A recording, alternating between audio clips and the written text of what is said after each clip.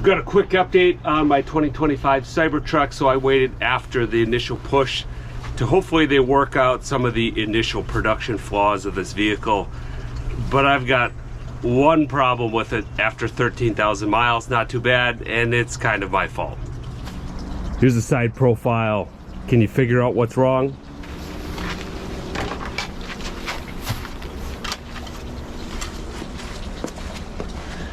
If you said the rear wheel cover, you're right. So here's the wheel cover. On EVs, these are a thing. It's cheap plastic, also known as a hubcap forever and ever. The reason EVs have this is to cover up the wheel and the rim and to make it a smoother surface, because rotating elements are the biggest impact to aerodynamics. If you think about the relative velocity between one of the spokes on the wheels and the air, it's obviously wind plus your driving direction or velocity, but then the rotational velocity at any given point on that wheel, and it multiplies very quickly. The reason this wheel cover is off on the back driver's side is because the center locking feature has broken. So there's these 4 plastic tabs with a metal ring on there that center it on the wheel where a center cap would go, where the hub pilots on the wheel. That broke. And like I said, it's kind of my fault. And when I say kind of my fault, it was completely my fault. So what I did, I took this wheel off to do my video talking about the CyberTruck suspension and the 4-wheel steering. We took this off and looked behind it. When I was reinstalling the wheel cap, I seated the clamps that go on the spokes first and then pounded the center in. What I should have done is set this in place, got the center seated, and then did the wheel spokes, because you could be off in that center. When I slammed it into place, I wasn't quite centered and I broke the plastic. Could be more robust, but that's what happened. Now I could just replace that one wheel cap, but I think we can all agree they don't look the best. They look okay, I don't mind it, but the good news is Tesla puts very nice looking wheels under all those wheel caps. It's just if you take them off, you get a little bit less range.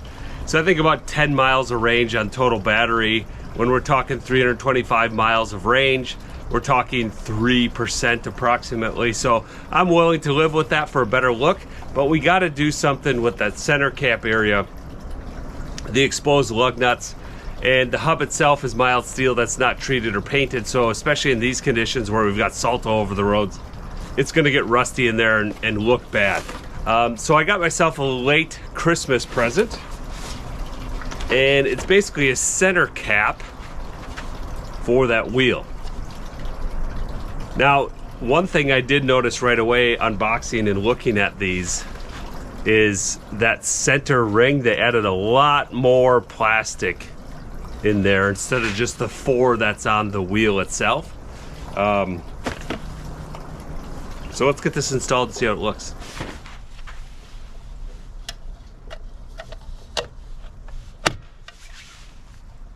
That was the easiest mod I've ever done. Now, one thing I should point out, that wheel cap, I have it yet, the wheel cover, the one that I broke reinstalling it, and it didn't fly off the truck or anything. I just, at low speed, I could hear it moving up and down like a kind of a creaking noise. Those clamps held pretty tight that go into the spokes of the wheel. It just was creating a sound that like you were driving an old jalopy, like a creaky suspension. It took me a little bit to figure out what it was. I thought maybe it was something I had in the bed, but then looking over, finally realized, hey, let me check these wheel covers. And it wasn't even obvious whether I tried to move it around on there. I pulled it off and then said, okay, well, I destroyed the centering piece, and that was why. So the good news is those clamps didn't do a lot of rubbing. This is painted black, obviously. We've got some kind of rub marks from that wheel cover. Not too bad though. So I think we'll be all right there. To remove the wheel cover, it's pretty easy. You can get your fingers in these vents and just pull it off. That's what we should look like here when the owner doesn't break it.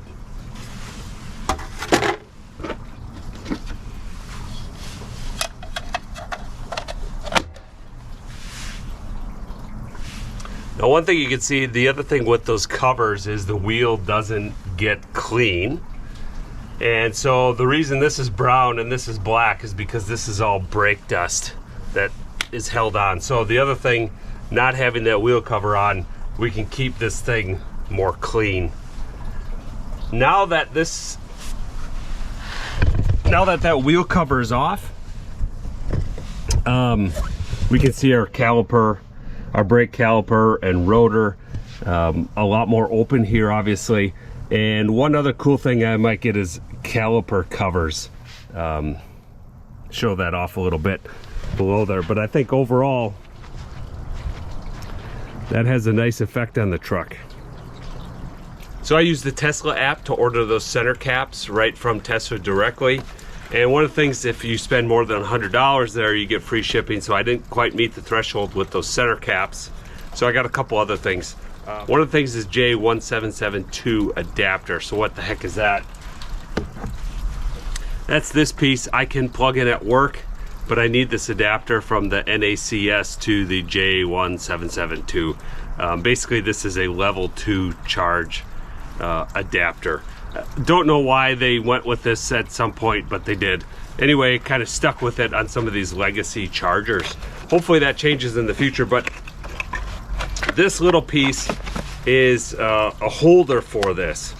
So fits in there nice, goes in the door, so we don't have this thing flopping around the truck.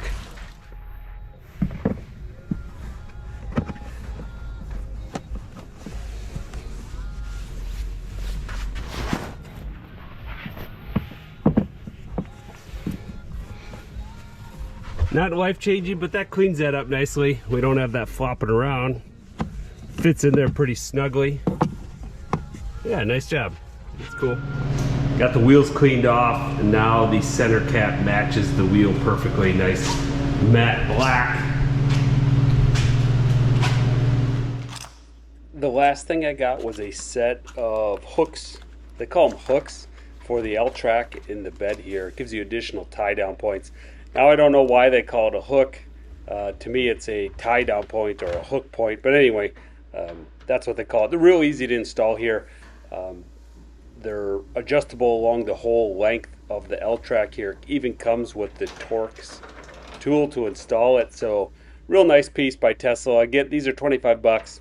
I'm sure you can find them on the aftermarket for less, but they are high quality, and like I said, it comes with the tool. So nice little set here.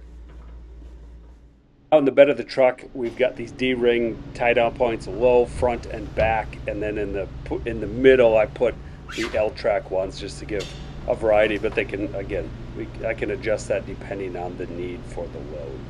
So that's the only problem I've had over 7 months, 13,000 miles with the CyberTruck's been very reliable. The only thing is the wheel cover, and again, like I said, that was my fault. It should be a little bit more robust than that, though.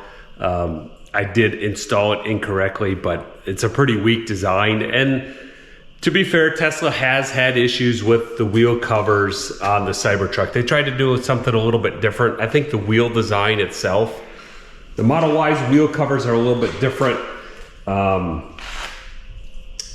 These have been, I've taken on and off several times, and they're much more robust and go on easier.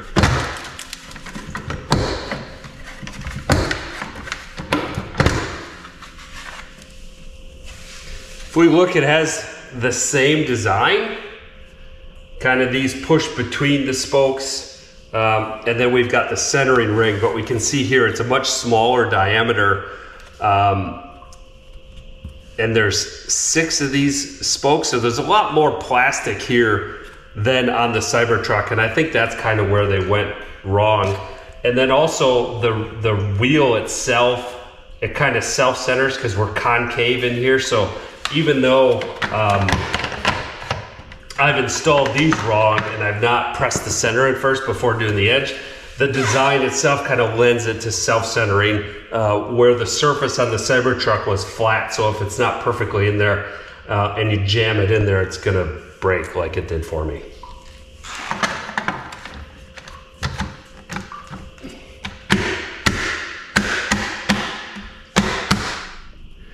The other thing that's on my shopping list is some caliper covers. Now that we can see a lot more of the brake calipers, I think that would be nice, a little color in this truck. It's pretty monotone. Some people call it a refrigerator. It's got the stainless steel look, so a little pop of color there will be nice. Thinking about maybe not a full wrap in the future, but some maybe accent to bring a little bit more color to it. And if we've got the red in the caliper, maybe a red stripe or something like that to play off that.